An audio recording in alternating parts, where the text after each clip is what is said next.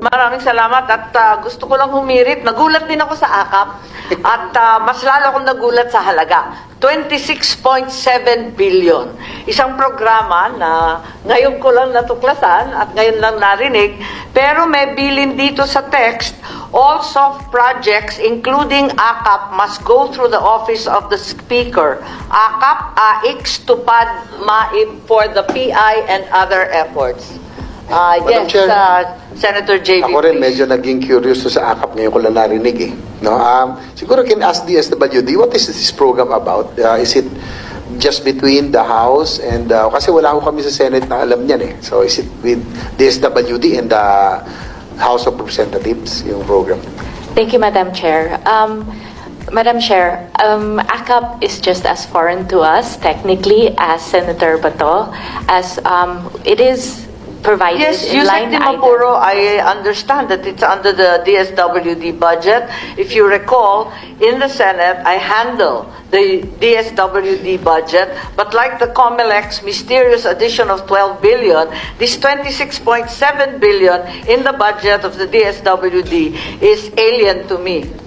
Yes. Madam Chair, if this WD declares that this foreign to them, saan yung galing itong budget? Baliktad na pala ang budgeting process natin. Ang Kongreso na magde-decide kung anong project i-implement ninyo.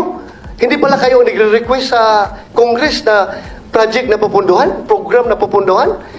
Baliktad eh. Madam Chair, it is not an exclusive project or program for Congress. It will be regular program, but it is technically foreign in the sense that it has no guidelines yet. Yes, Yusek So it does not Dimapuro, did you exist request as a for this program. project? Was it in the NAP? It was not. No. There we go. Yes. Do we allot sums of money, enormous sums of money such as this, almost 27 billion, for a project or a program that is undefined, unnamed, unfamiliar, with no guidelines whatsoever, with no target beneficiaries, and is just left open? Is this the usual practice in the DSWD? Not necessarily a usual practice Not in the necessarily. So sometimes DSWD has these magical projects that no one has ever heard of before. We don't create magical projects, Madam Chair. These are But part when of is the it GAA. necessary? You said not necessarily. So there are times when it is necessary to invent projects? There are times when there are necessary projects to Yes, you have QRF and you have all kinds of emergency Yes. assistance. I'm very familiar. Why do you have to invent AKAP? AKAP is not invented. But you just said that guidelines and the purposes had not been established. Yes, guidelines have to go through proper policy procedures. So Pero it's not linagyan na ng invented out pera, of the walang air. nakakaintindi kung paano gagawin, kung kanino ibibigay. Walang kaplano-plano pero may pera na. Madam Chair, there are programs that are provided by the GAA for NGAs to implement. But before we Yes, do with all implement, due we have respect, to... Yusek, that is not the usual budget process we're familiar with. There's always a very well-defined project or program before a line item magically appears in the GAA. It's fought over, debated, and discussed very, very thoroughly in the subcommittees as well as the plenary. This wasn't.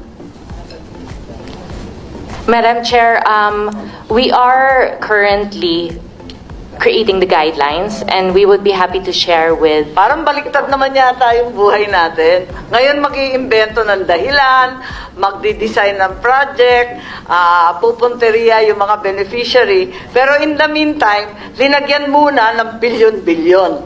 Yan na ba talaga ang patakaran ng DSWD? Madam Chair, for programs that are intended for the poor, vulnerable, and disadvantaged, we welcome, obviously, more programs. And we would be grateful to be able to implement these other programs. Yeah, I'm familiar with your mandate, but nothing in your mandate indicates that you should be inventing projects and that you are exempt from usual budgetary study and procedure. I'm sorry. Madam Chair, kaya siguro nagkaganon dahil hindi talaga sa kanila yung programa na yan. Gagawa lang sila ngayon. Oo, hindi talaga sila. With due respect man, in fairness to Yusek Di Maporo, bago nga yan sa kanya. Sabi nga niya, foreign eh. Hindi niya alam. So, huwag ka mag-alala. We are not faulting you for that. Kaya we are just investigating dahil the usual mangyari is meron ng bahay yung pondo, like AX. Kung sisingit man yung meron mang intervention dyan during the BICAM, ang lower house at saka upper house, the most that they can do is siguro dagdagan yung amount ng AX na yan. Pero may bahay na yan. Pero yung gagawa ng bagong bahay dyan during the BICAM, I don't know how feasible is that. Kaya nga sabi ng aming chairman, it's very magical. Kayo mismo, DSWD, hindi nyo alam na, uy, boom! Ay, May teka. akap pala na ganito kalaki. Ako may Halaga. nabasa lang ako bigla, o naalala ko lang bigla. Sabi ni Yusek Di Maporo, hindi kita inaaway huwag mo ipagtanggol yung AKAP pag hindi mo alam. Kasi lahat kami hindi alam. Kahit sinasabi ng DSWD, wala silang alam tungkol sa guidelines, foreign itong project, at linagay lang dyan, nasa press release na yung AKAP will provide 5,000 cash payment to 12 million poor households. Are you aware of that? Yeah, I've read those press releases, But isn't this a Madam mere Chair. duplication of so many programs already initiated by previous administrations, the 4Ps and then the AIX, the never-ending ayuda, SAP 1, SAP 2, walang katapusan to. So this is hardly a guideline. Pero ang liwanag na, nangako na ng 5,000 sa Madam Chair, 12 million households. Baka hindi mo alam. Madam Chair, I cannot confirm whether those are the numbers that are decided on, as we don't have any guidelines yet. Pamaskong handog to lumabas sa PNA December 27. Well, for our Christmas programs, or we don't have AKAP in or any of our Christmas programs, I can say that definitively.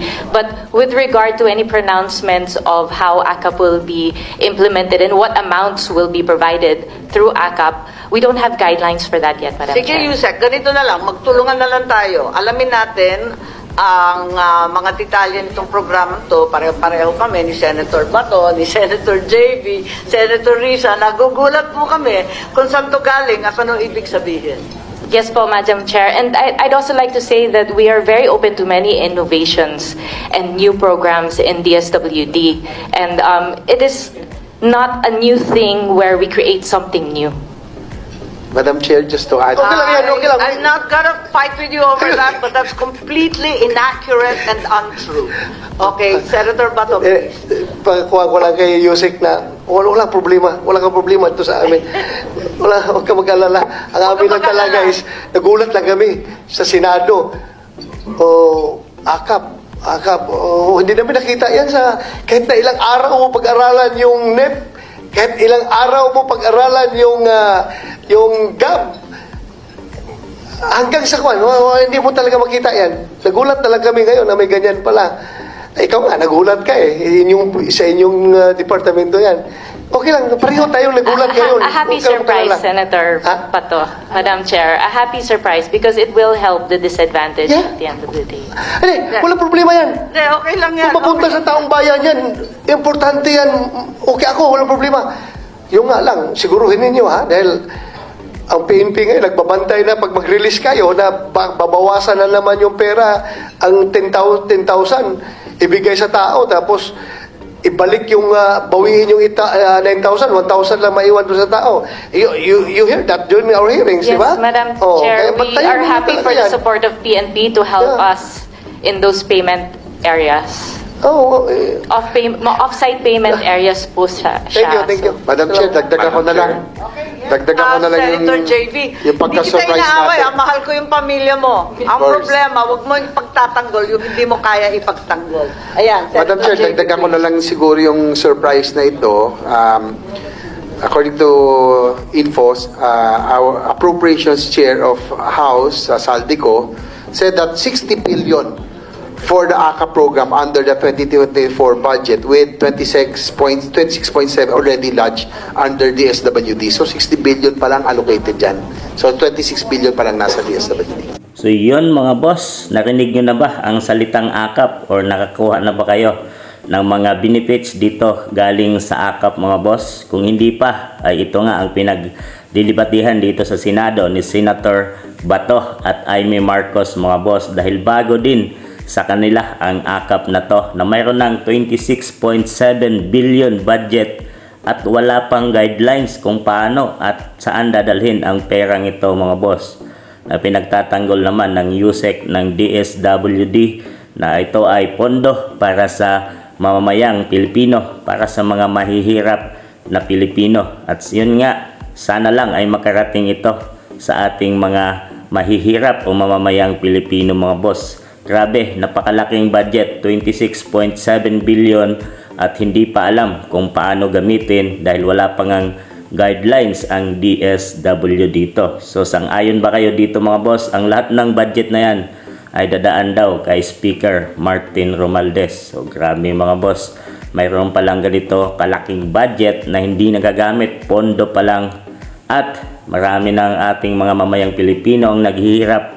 Sana nga ay makarating ito sa tamang kinaukulan. So anong palagay nyo dito mga boss?